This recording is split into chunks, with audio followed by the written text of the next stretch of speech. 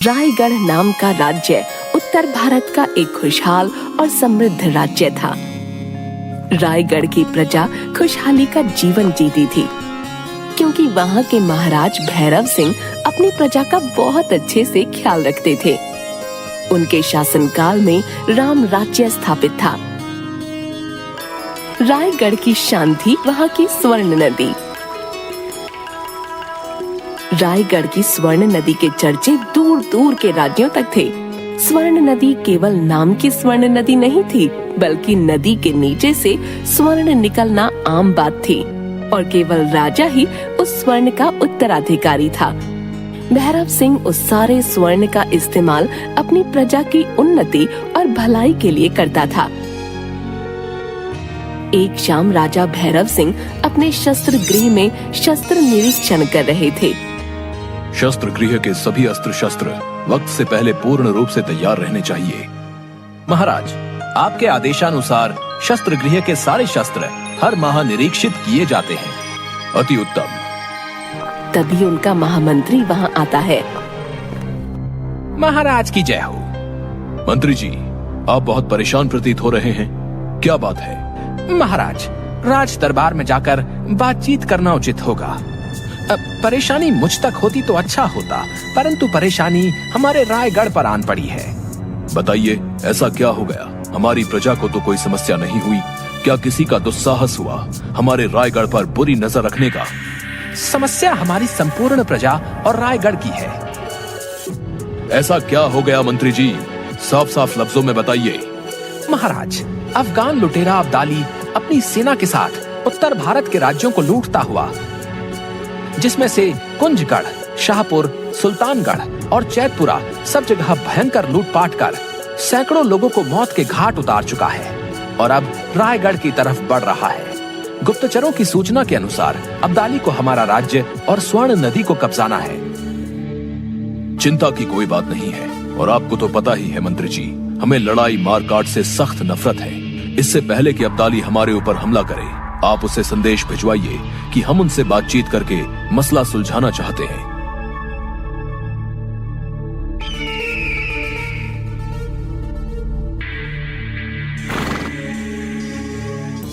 अगर रायगढ़ की स्वर्ण नदी और रायगढ़ की गद्दी पर हम कब्जा कर लें, तो समझो हमसे ज्यादा दौलतमंद और कोई नहीं।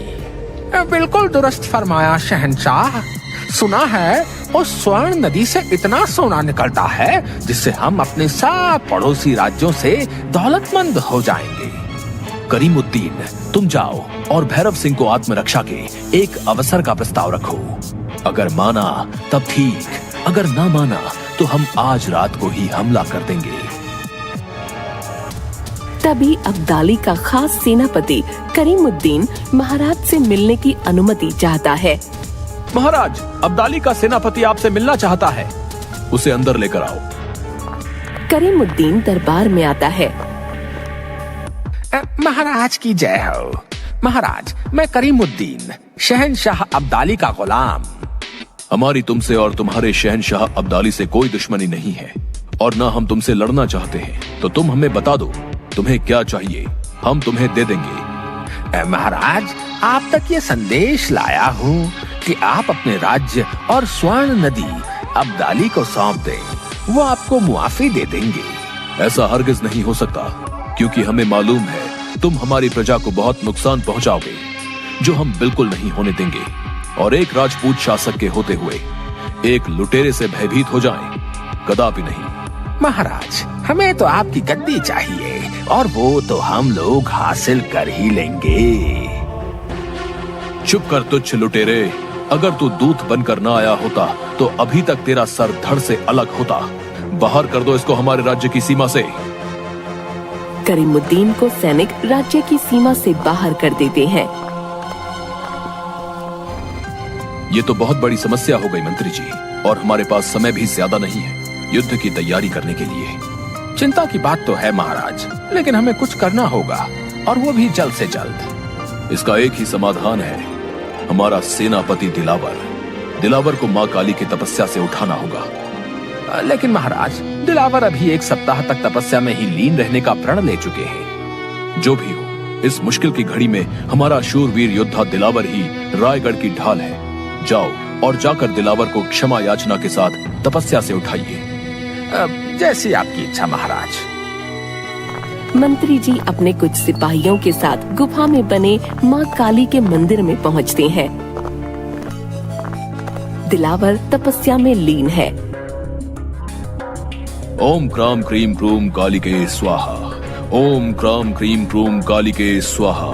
ओम क्राम क्रीम क्रूम कालिके स्वाहा। ओम क्राम क्रीम क्रूम कालिके स्वाहा।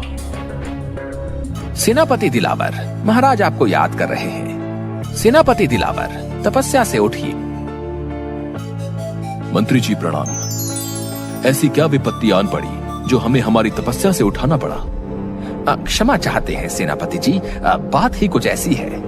तुच्छ लुटेरे अब्दाली ने कल भोर में रामगढ़ पर हमला करने की धमकी दी है, जिस वजह से महाराज ने आपको बुलाया है। चिंता मत करिए, आप महाराज को जाकर संदेश दीजिए कि हम अभी पूजा करने के बाद दरबार आते हैं। जो आज्ञा सेनापति।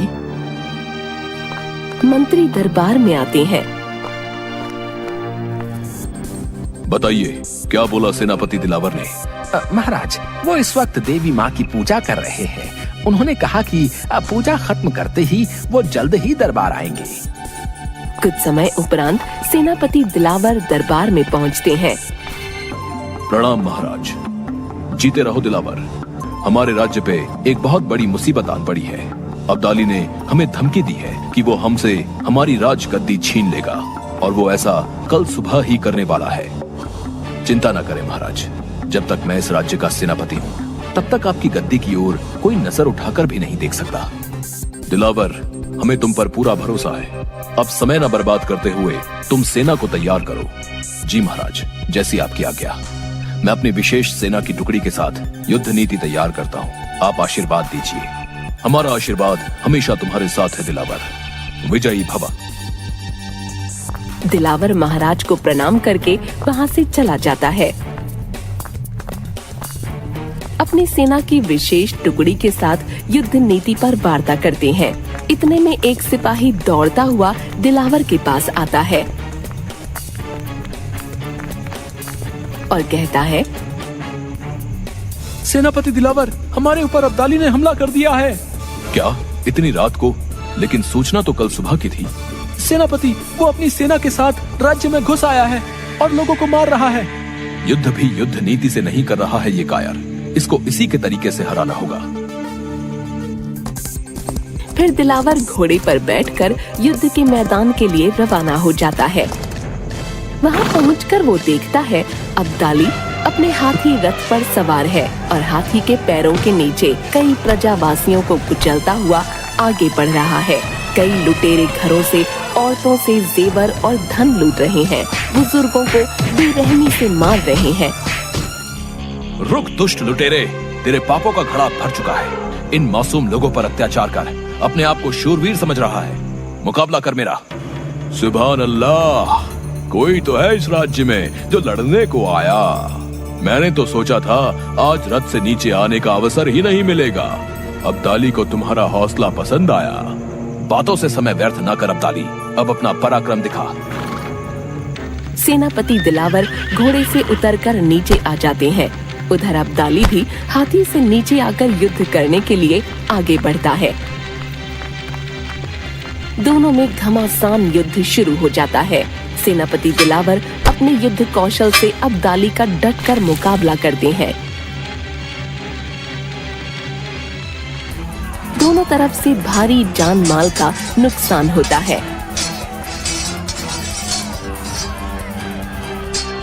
लड़ाई होते हुए सुबह हो जाती है और एक तरफ जहां अब्दाली बुरी तरह से थक चुका था, उसको अपनी हार सामने नजर आ रही थी। तभी अब्दाली के चहीते सेनापति करीमुद्दीन ने पीछे से दिलावर पर तलवार चला दी, जिससे सेनापति दिलावर घायल हो गए। मर्दों की तरह युद्ध करना सीखो कायरों। पीछे से वार करके तुम शूरवीर नहीं बुज़दिल कहलाओगे। तभी थका हारा अब्दाली दिलावर पर वार करने वाला होता है कि दिलावर नीचे बैठ जाता है, जिससे अब्दाली की तलवार करीमुद्दीन का सीना फाड़ कर निकल जाती है और अब्दाली हक्का बक्का रह जाता है। दिलावर अपनी मूंछ को ताव देकर अपने ही सीने में घुसी तलवार निकालता है। जय मां भवानी।